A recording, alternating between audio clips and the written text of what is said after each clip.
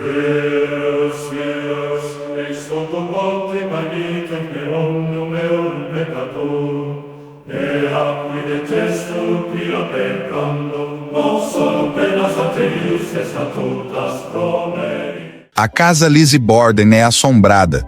O crime que transformou uma casa em maldição. Antes de tudo o que você vai ouvir agora, é preciso entender uma coisa. Algumas casas não são apenas cenários de crimes, elas são testemunhas, absorvem dor, guardam segredos e aprendem a lembrar. E quando isso acontece, o tempo deixa de importar, porque o que vive ali continua repetindo o passado, noite após noite, respiração após respiração.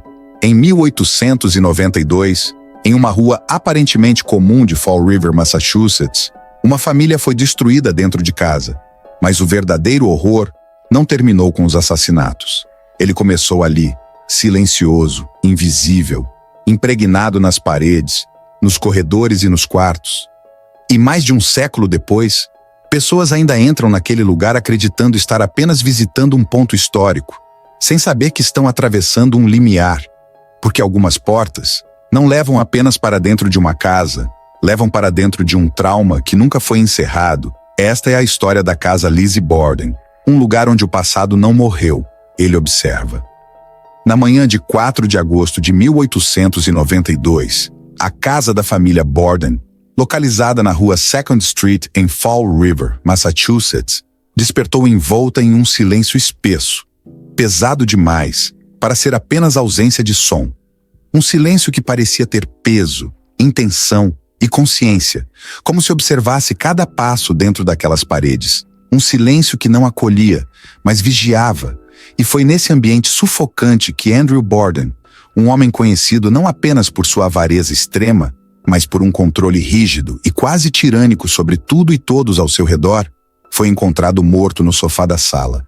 O corpo inclinado de maneira antinatural, o rosto irreconhecível, desfigurado por golpes brutais que esmagaram completamente seu crânio, espalhando fragmentos de violência pelo ambiente, enquanto no andar superior, distante apenas em metros, mas separado como se estivesse em outra dimensão, o corpo de Abby Borden jazia frio no quarto de hóspedes, estendido no chão, com a parte de trás da cabeça praticamente destruída, golpeada repetidas vezes, com uma fúria que parecia ultrapassar o simples ato de matar, como se o assassino não estivesse apenas tirando uma vida, mas tentando apagar uma presença, um domínio, uma autoridade que havia se imposto por anos, e a brutalidade dos golpes sugeria algo mais profundo, algo antigo, quase ritualístico, como se cada impacto fosse uma liberação de ódio acumulado, um ódio silencioso que havia sido nutrido dentro daquela casa por muito tempo.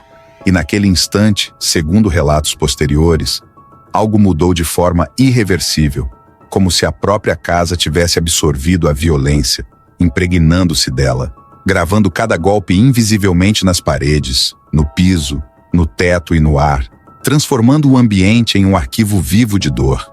E mesmo antes de qualquer julgamento, investigação oficial ou manchete nos jornais, os vizinhos já murmuravam que havia algo errado ali. Algo que não nasceu naquela manhã. Algo que vinha crescendo há anos, sufocado, comprimido, até finalmente encontrar uma forma de se manifestar de maneira irreversível. Lizzie Borden, a filha mais nova, estava na casa no momento dos assassinatos e imediatamente tornou-se a principal suspeita.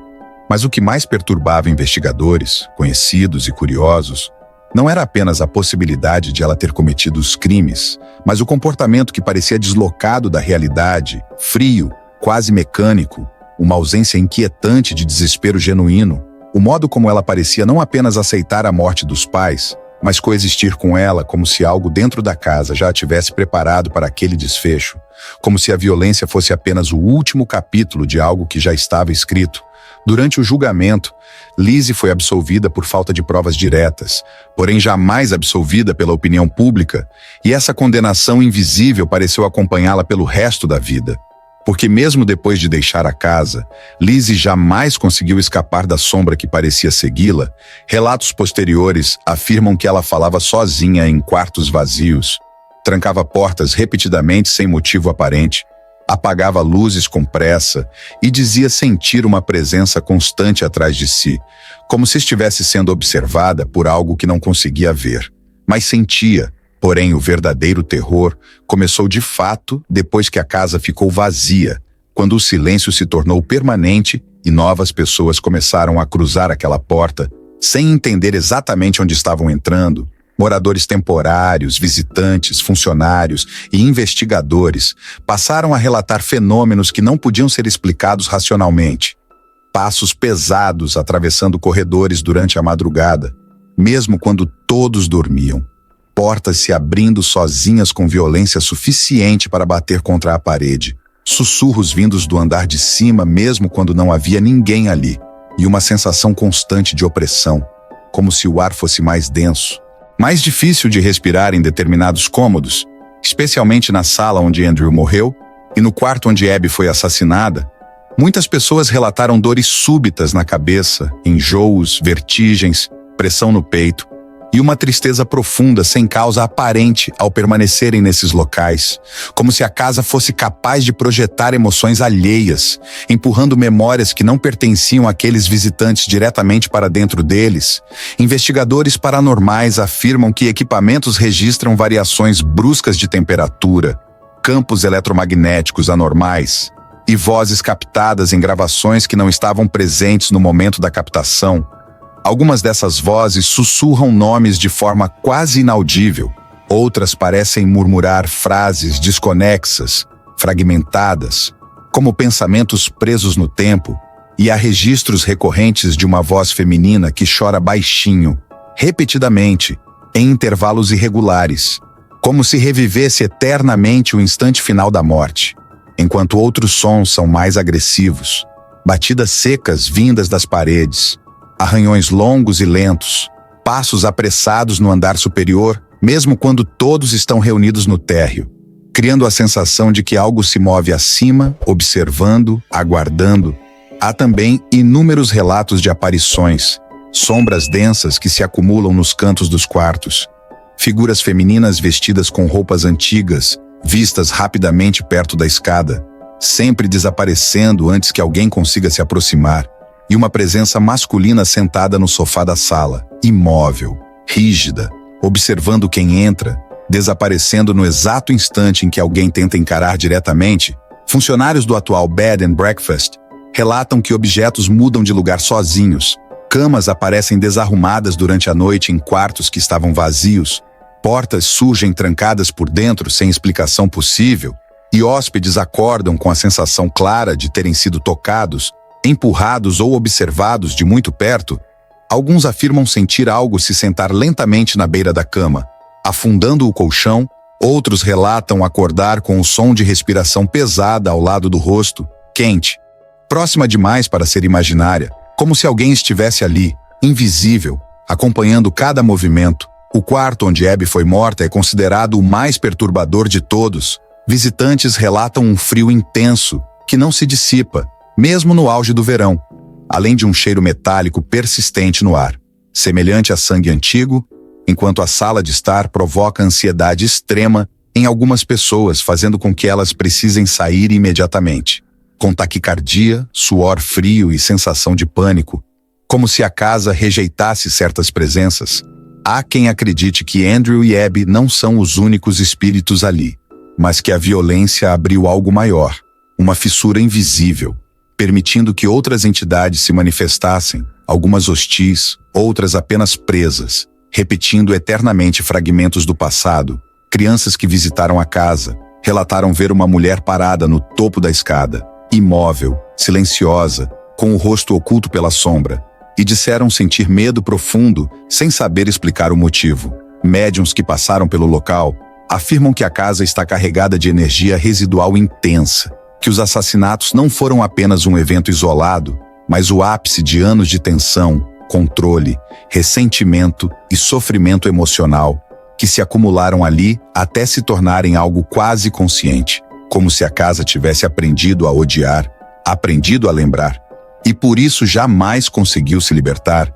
Muitos acreditam que Lizzie, culpada ou não, foi profundamente marcada por essa energia e que sua absolvição não significou libertação, mas uma condenação silenciosa a carregar algo invisível consigo pelo resto da vida. E mesmo hoje, mais de um século depois, a casa parece viva, reagindo a quem entra, escolhendo quem pode permanecer e quem deve ir embora, como se ainda guardasse segredos que nunca foram totalmente revelados. E talvez nunca sejam, porque algumas histórias não querem ser resolvidas, elas querem ser sentidas, revividas, perpetuadas. E a casa Lizzie Borden permanece ali, imóvel, silenciosa durante o dia, sufocante à noite, como um lembrete de que certas violências não terminam com a morte. Elas continuam ecoando, esperando, observando, e para quem ousa cruzar aquela porta, a sensação é sempre a mesma. Você não está sozinho, nunca esteve, e talvez nunca saia exatamente do mesmo jeito. Hoje, a casa ainda está lá, de pé, preservada, aparentemente inofensiva à luz do dia. Mas quem passa a noite sabe que algo muda quando o silêncio se instala, como se a casa respirasse, como se esperasse, porque talvez ela não esteja assombrada apenas pelos mortos, mas pelas emoções que nunca foram resolvidas, pela violência que nunca encontrou justiça definitiva, e pela verdade que nunca foi totalmente revelada. Talvez Lizzie tenha sido culpada, talvez não. Talvez isso nem importe mais, porque o que ficou ali não quer respostas, quer presença, quer atenção, quer ser lembrado. E enquanto houver alguém disposto a cruzar aquela porta, a história continuará se repetindo em passos, sussurros, sombras e sensações que não podem ser explicadas. Algumas casas são construídas para abrigar pessoas, outras se tornam algo diferente, tornam-se lugares que observam, aguardam e nunca esquecem. E a pergunta que permanece não é quem cometeu os assassinatos, mas sim quantas pessoas ainda sairão daquela casa carregando algo que não entrou com elas, porque certos lugares não permitem despedidas. Apenas continuam esperando pelo próximo visitante disposto a escutar o que jamais foi dito em voz alta. Se essa história ficou com você mais tempo do que deveria, talvez seja porque ela não terminou aqui. O News Web Doc existe para registrar casos que se recusam a desaparecer, histórias que continuam ecoando mesmo depois que o vídeo acaba. E se você quer continuar explorando lugares, arquivos e relatos que a maioria prefere ignorar, permaneça por aqui. Inscrever-se não é apenas seguir um canal, é aceitar atravessar outras portas como essa. Ative as notificações se quiser ser avisado quando uma nova história tentar ser contada. E deixe seu comentário não como um simples registro, mas como um testemunho, porque às vezes o que você sentiu durante o vídeo diz mais do que qualquer prova. O News Web Doc não entrega respostas fáceis, ele preserva perguntas que ainda respiram. E enquanto houver histórias que não descansam, este arquivo continuará aberto.